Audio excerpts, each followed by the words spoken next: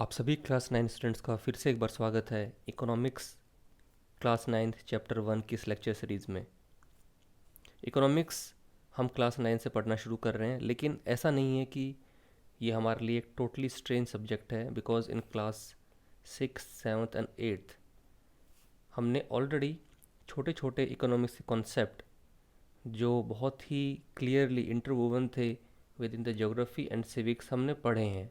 जैसे मार्केट के बारे में हमने पढ़ा है, या फिर earning in the rural and urban areas के बारे में हमने पढ़ा है। बट क्लास 9 से हम एक प्रॉपर सब्जेक्ट पढ़ रहे हैं इकोनॉमिक्स का, और हम ये कह सकते हैं ये इकोनॉमिक्स की ABCD तो हमने सीख ली क्लास 6, 7, 8 में, और अब हम सेंटेंस फॉर्मेशन सीख रहे हैं इकोनॉमिक्स के कॉन्टेक्स्ट में।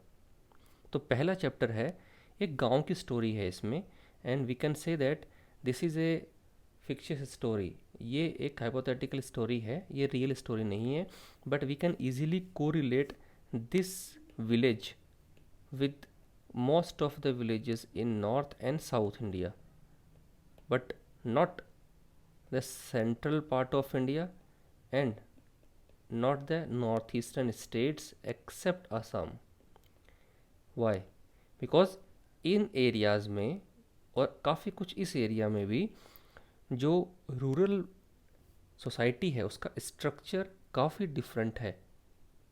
उनके जो नॉर्म्स हैं, कस्टम्स हैं, वो काफ़ी डिफरेंट हैं, और हम सबको पता है जो सोशल नॉर्म्स होते हैं फाइनली वो हमारी life, social life and economic life पर डायरेक्टली इम्पैक्ट डालते हैं। फिर भी हमारी most of the population resides in northern and southern part of India, तो हम इजीली को रिलेट कर सकते हैं इस चैप्टर को हमारे किसी भी एक गांव के साथ। तो शुरू करते हैं। अभी पालमपुर क्या है? It is A small village well connected with neighbouring villages towns like Raiganj. और ये अच्छे से वेल कनेक्टेड गांव है, जो आजकल इंडिया के सभी गांव वेल कनेक्टेड हैं। तो वेल कनेक्टेड कैसे है भाई? बुलक कार्ट्स के थ्रू, मोटरसाइकिल्स के थ्रू, जीप, ट्रैक्टर, ट्रक, मतलब जितने भी modern and traditional means of transportations हैं वो सारे यहाँ पे इजीली अवेलेबल हैं। देन यहाँ पे भाई 2 प्राइमरी और 1 हायर स्कूल भी है, एक प्राइमरी हेल्थ सेंटर भी है जो ज़्यादातर बड़े गांव में आपको मिल जाता है, एंड एक प्राइवेट डिस्पेंसरी भी है। अब अगर हम एक यहाँ सोशल डेटा देखें सोसाइटी का, तो 450 different caste families are living here. 450 families हैं जो अलग अलग कास्ट से बिलोंग करती हैं, जिनमें 80 तो अपर कास्ट से बिलोंग कर रही हैं।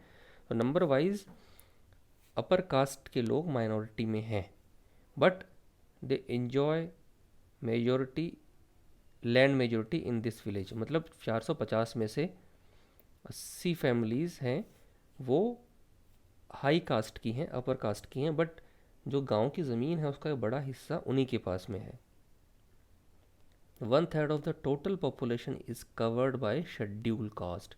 Out of these 450 families, almost 1/3, it means that more than 140 families, okay, ये क्या है?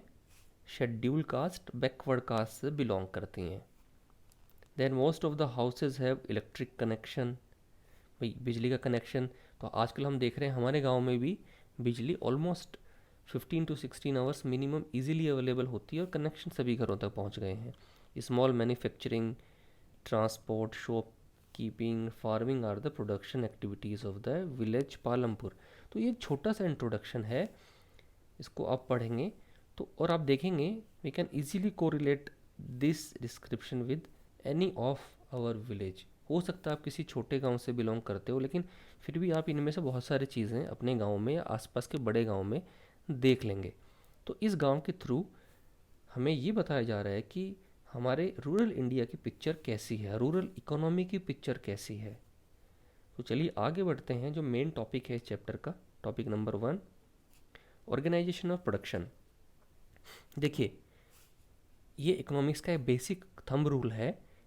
If you want to produce anything, any product, any service, आपको 4 फैक्टर्स चाहिए होंगे। Without these 4 factor you can not produce a single object. वो क्या क्या हैं? Land, labour, capital and enterprise या एंटरप्रेनर। भाई भूमि चाहिए आपको, लैंड चाहिए, लेबर चाहिए, श्रम चाहिए, कैपिटल पूंजी चाहिए, एंड एंटरप्राइज उद्यमी चाहिए, बिजनेसमैन। अब देखिए लैंड के अंदर क्या क्या शामिल है। लैंड के अंदर सिर्फ ऐसा नहीं है आपको खाली ज़मीन, इसके अंदर खेत शामिल हैं, farm lands. It also includes forest, river, lakes, minerals. तो शायद अब आपको समझ में आ गया होगा कि land is required, but we are not talking about simple plot, we are talking about the resources of the land.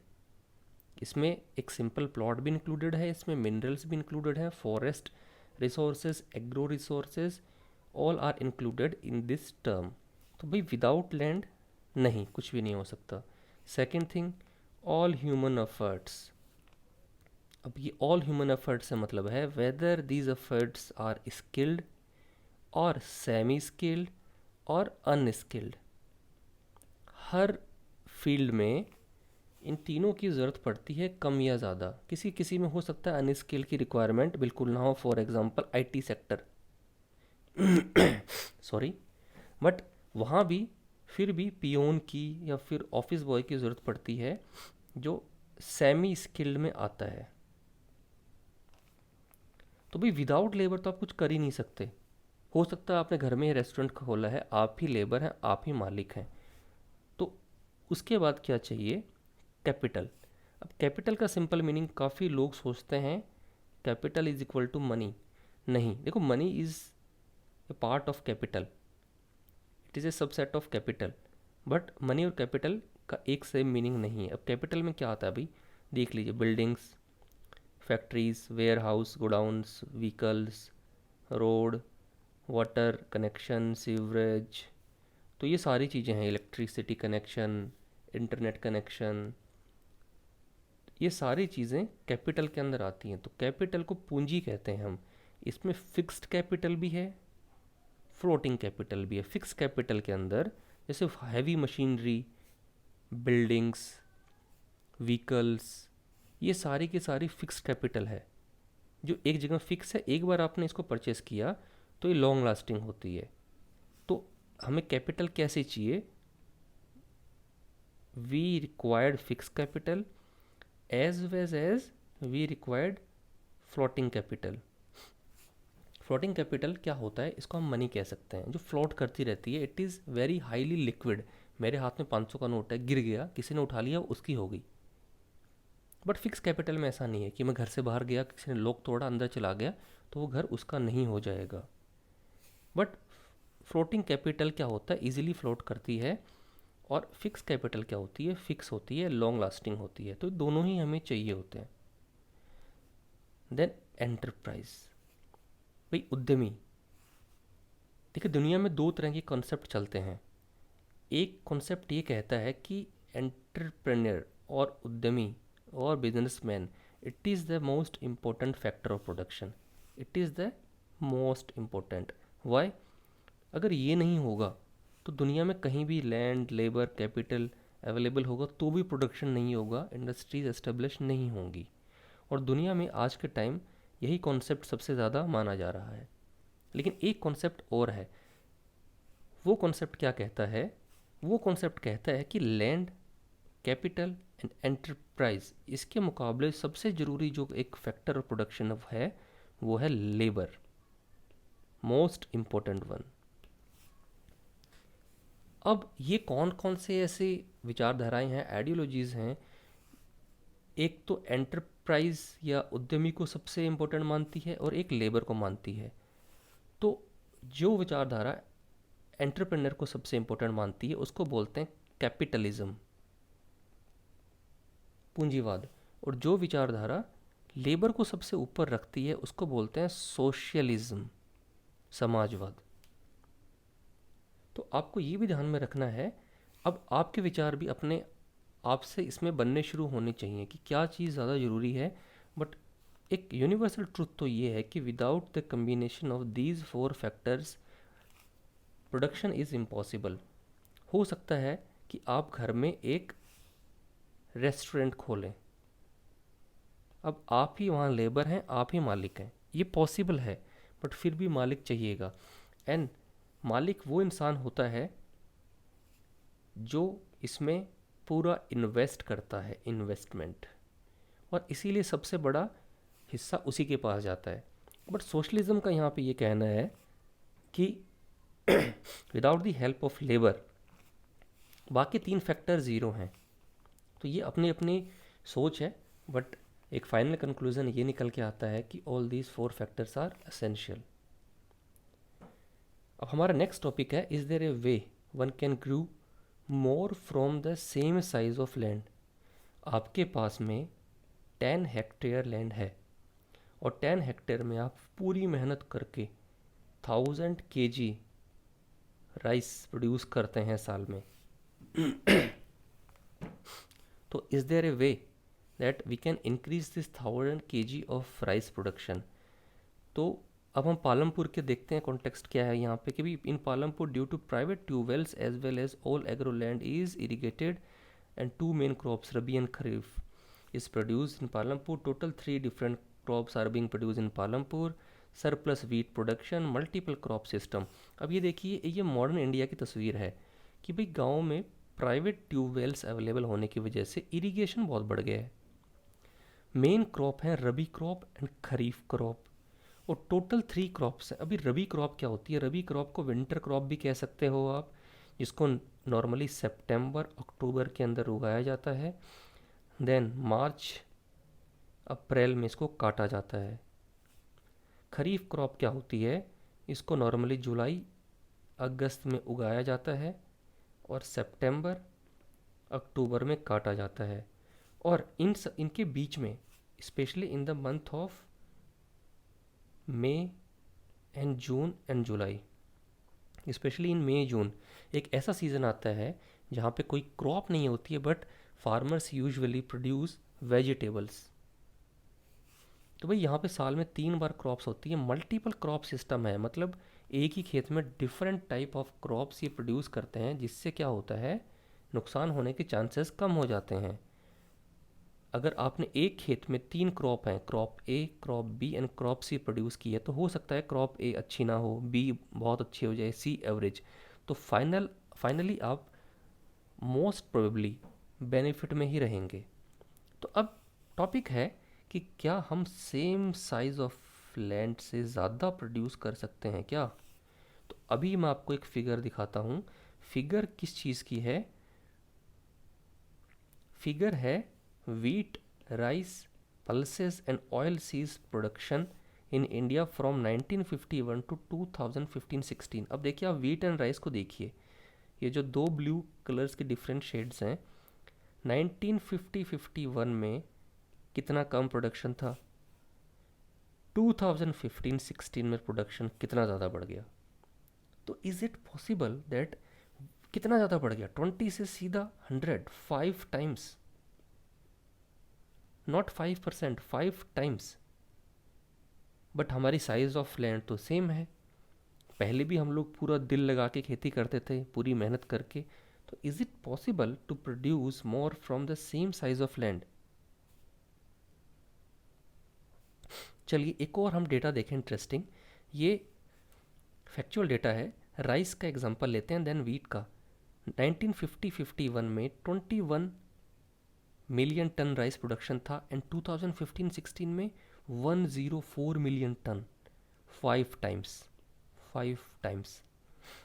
Wheat देखिए, 6 मिलियन टन से ये कहाँ पहुँच गया? 94 million ton, almost more than 15 times production increased in wheat. तो total अगर हम देखें, food grain production 51 million ton से 252 मिलियन टन हो गया है, 5 टाइम्स हो गया है। और ऐसा लगभग सभी चीज़ों में हुआ है। Cotton production 10 times increase, oil seed production 5 time increase, sugar cane production 7 time increase, okay, 10 times, 5 times, then again 7 times. तो ये कैसे पॉसिबल हुआ? As we all know that the area of India is 3.28 million square kilometre and it is the 7th largest country. लेकिन हमने ऐसा क्या किया कि हमारा प्रोडक्शन इंक्रीज़ हो गया। अभी एक और हम ग्राफ देखते हैं। अगर ये ग्राफ हम थोड़ा सा समझ गए, डेटा हमारे दिमाग में हमने ले लिया, तो it will be easier for us to arrive on a conclusion. अब देखिए ये एरिया, इसके पहले वाला हमारा डेटा था कि प्रोडक्शन कितना बढ़ा। अब देखेंगे तो मिनिमम 5% प्रोडक्शन तो सारी क्रॉप्स में बढ़ा है, और ये कहीं कहीं 15% है। अब एरिया देखते हैं हम, कितना एरिया हम जो है कल्टीवेबल एरिया है। इन 1950 इट वाज 120 मिलियन हेक्टेयर। हम 120 मिलियन हेक्टेयर एरिया पे एग्रीकल्चर करते थे, एंड इन 2010-11 हमने इसको 140 मिलियन हेक्टेयर इंक्रीज कर दिया। आप समझ रहे हैं इसका मतलब? हम इसको 120 मिलियन हेक्टेयर से ओनली 140 मिलियन हेक्टेयर ही कर पाए, हम इसको डबल भी नहीं कर पाए एरिया को। बट प्रोडक्शन हमने कितना इंक्रीज कर दिया, 5 to 15 टाइम्स। तो हाउ इज़ इट पॉसिबल? देखिए एक और ये सेम चार्ट है कि, और जो हमने एरिया इंक्रीज़ किया है एग्रीकल्चर लैंड, वो 1970 में ही इंक्रीज़ कर लिया था। उसके बाद जो एग्रीकल्चर लैंड है वो ऑलमोस्ट कांस्टेंट है अंटिल 2010। तो 1970 के बाद हमने अपने एग्रीकल्चर लैंड में प्रोडक्शन में कुछ इंक्रीज़ नहीं किया area wise, but production wise हमने बहुत हैवी इंक्रीज़ किया। तो इसके पीछे रीज़न क्या है? क्या ऐसे फैक्टर्स हैं जिसकी वजह से सेम साइज़ ऑफ लैंड पे हम ज़्यादा प्रोड्यूस कर सकते हैं? लेकिन इसको समझने से पहले ये ध्यान में रखना ज़रूरी है कि हम 120 मिलियन हेक्टेयर से 140 मिलियन हेक्टेयर तक पहुँचे हैं, बट फूड ग्रेन प्रोडक्शन में अगर हम देखें तो 50 मिलियन टन से हम 252 मिलियन टन तक इंक्रीज़ कर लिया है हमने हमारा प्रोडक्शन।